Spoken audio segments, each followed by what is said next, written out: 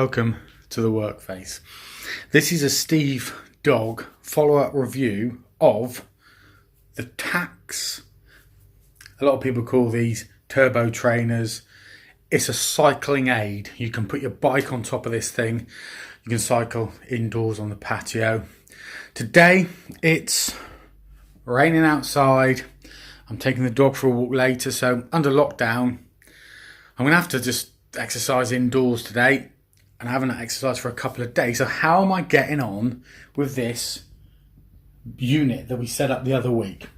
And how easy is it to set up and get the Roadhound actually set up on this? And what have I learned? I've been using this for a month. Let's show you exactly my tips for being able to use these things, because it's not as straightforward as you might first think. Firstly, the setup. How easy is it actually to put this thing together? And I'm used to it. Well, actually, it is really easy, because I've never taken the back doobries off that clip it in the back axle clip. So it's literally a case of just literally holding this puppy up and just slotting it in. A little bit of jiggery pokery, but within a moment you're in, and we're locked in there. Okay, so that's locked in on the back. So then just a case of clicking that forward to engage the back wheel, and then we're ready to go essentially. However, I've made one modification. That modification, I've bought one of these. It just goes under the front wheel. This one's called a Tacx. So I've got a Tacx and I've got a Tacx. I like to have items when I'm cycling that have got the letters T, A and X in them. It's just something I do. So this cost me about £8, and you think, wow, that's a lot of money. It's plastic, it's got some rubber feet on the bottom, but this is what it actually does. So this puppy just goes under the wheel. There's nothing too complicated about this. Let's lift the wheel up. It just goes under there. And if you get it in the right spot there, so now it's perfect in there. What that does, it does make the whole thing a lot more stable, and also it brings the front up, because the back wheel's off the ground. This brings the front wheel off the ground to level up that bike. Definitely worth doing.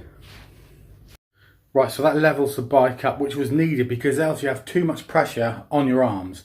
Next up, seat.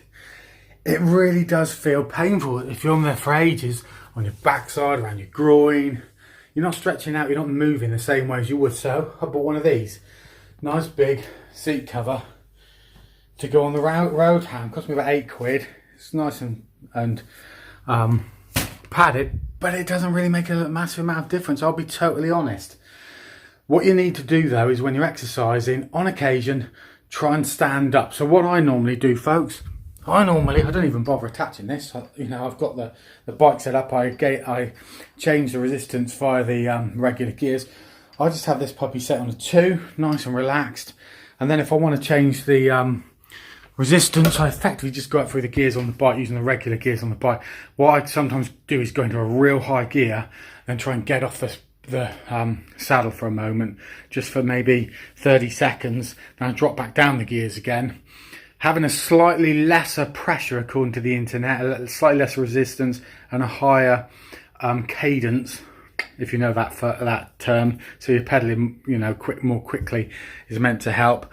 And then I think shorter sessions, so maybe get off and just stretch for 10 seconds every 15-20 minutes, say every 20 minutes, and do that. That'll make a difference, but have shorter sessions. The other thing to remember, when you set up, treat it like an actual cycle session. So put your cycle shirt on it, possibly if you're out on the patio, because you might have your phone on the back and want to be changing music. If you don't have your cycle shirt on, you've got no pockets that are easily accessible. And also make sure you put your gloves on, because there will be a bit more pressure on the hands, so make sure you use your cycling gloves. Treat it as a proper exercise. Don't treat it as something it isn't, This is effectively a replacement for out on the street cycling in lockdown, because I'm taking Lighthound for a walk, so I can't go out other than that, can I?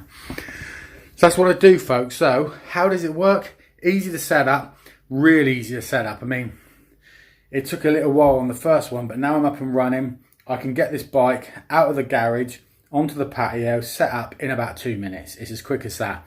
It takes no longer than going out for a regular cycle, if I'm pretty honest. Having that little support on the bottom, which you can buy if you look at the bottom, I'm sure I'll chuck a link down there.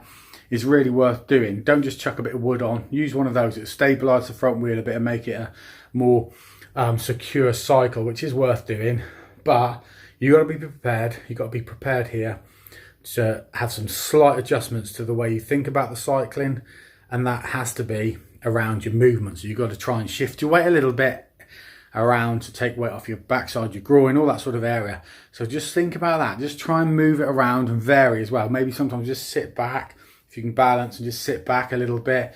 Take your hands off the handlebar if you can balance and do it that way. Shift your grip on the handlebar more than you perhaps otherwise would, and you can have a really good cycling experience. So I've just done a full tilt, half hour. I've gone at a good high cadence.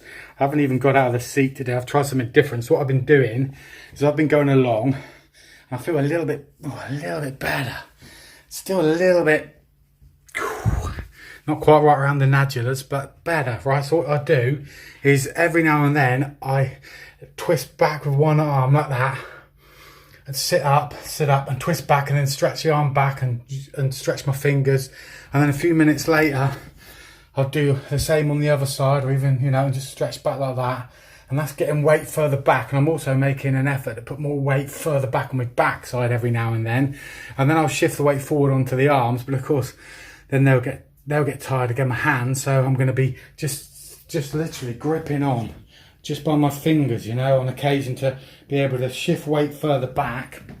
And then if my hands get, I'm going to start doing the stretching exercise back, stretch the fingers and arms. And I think it shifts the weight around on your bottom and that a bit more. So try all that, guys. And you're going to have to do that and maintain that all the way through the exercise to make it just a slightly less painful downstairs. So it's not at the end of the exercise where you do this, it's at the start, it's in the middle, it's early on. So start moving your body around, shifting your weight earlier in your exercise before you feel discomfort. That is definitely a real good Steve Dog trick. So that concludes this month in. Yeah, just had a really good workout indoors, roasting in here. First time I've worked out indoors, really good. Catch you guys on the exercising, staying indoors, staying safe, protecting the NHS, all that. We're not going out, are we? Of course we're not. Catch you guys on the flip side.